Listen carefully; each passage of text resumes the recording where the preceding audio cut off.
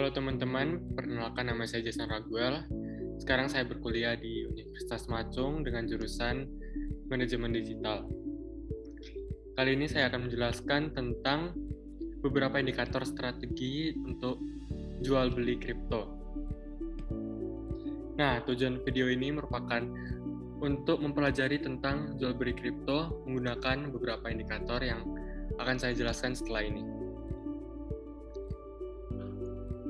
Nah, pengertian kripto secara singkat adalah mata uang digital atau virtual yang dijamin dengan kriptografi yang membuatnya hampir tidak mungkin untuk dipalsukan atau digandakan.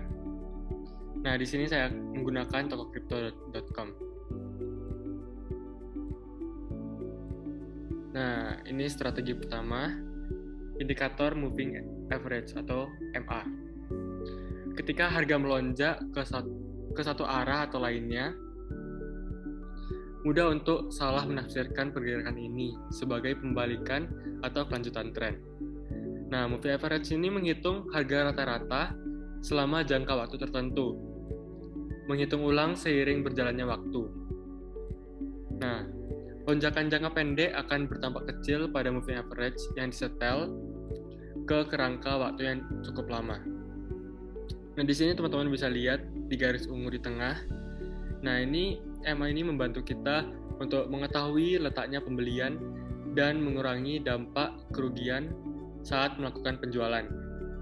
Nah, ini karena menggunakan sistem rata-rata dan mengambil titik tengah dari naik turunnya grafik. Ini saya beli dari tanggal 26, pertengahan tanggal 26 ini sampai tanggal 29. Nah, selanjutnya MACD, Moving Average, Convergence, sama Divergence. MACD merupakan suatu indikator dari analisa teknikal. Ini juga merupakan indikator untuk mendeteksi jenuh beli atau biasa kita sebut overbought, sama jual beli, sama oversold. Ini dengan melihat hubungan antara moving average, jangka panjang, dan jangka pendek. Fungsi-fungsinya ini ada mengidentifikasikan tren harga saham, lalu mengetahui pembalikan arah tren dan mendeteksi momentum, juga mengidentifikasikan jenuh beli dan jenuh jual. Nah, di sini kan ada dua jenis kan, convergence sama divergence. Nah, sebuah harga aset ini yang convergence ini akan memasuki zona bearish jika MACD melintang di bawah garis sinyal, yang artinya kita itu harus segera jual atau melepas asetnya.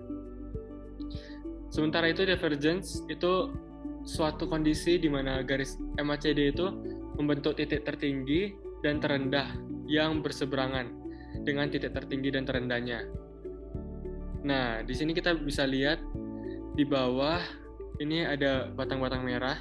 Nah, ini merupakan MACD-nya. Ini menunjukkan sinyal penurunan yang tinggi pada tanggal 26 November pada jam 8 di sini. Nah, di sini ya. Pada jam 9 sinyal itu berubah dan mengalami kenaikan, tapi fluktuatif ya.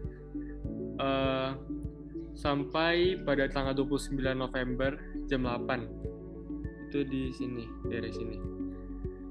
Nah, kenaikan tersebut itu merupakan kesempatan untuk melakukan penjualan karena itu keuntungan kita itu cukup besar dari hasil pembelian. Nah, selanjutnya ini on balance volume atau biasa kita sebut OBV.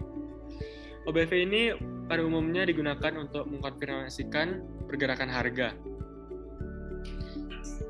Apabila mengalami kenaikan, maka OBV akan mengalami kenaikan juga. Dan apabila tercipta rally kenaikan, maka OBV juga akan mengalami hal yang sama.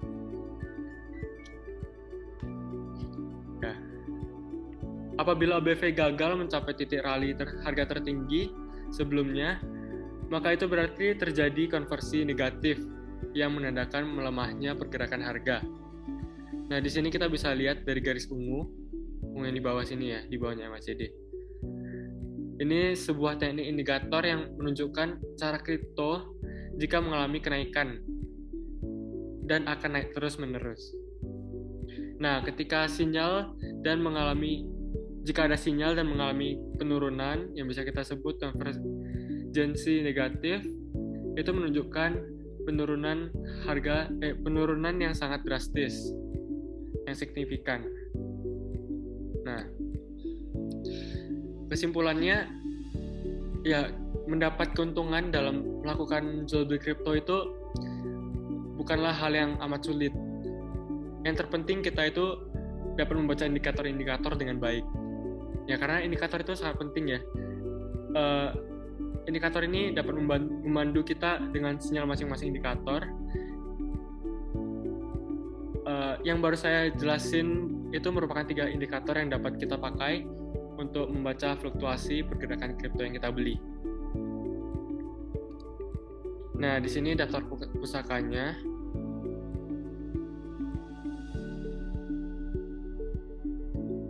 Ya, sekian dari saya. Terima kasih.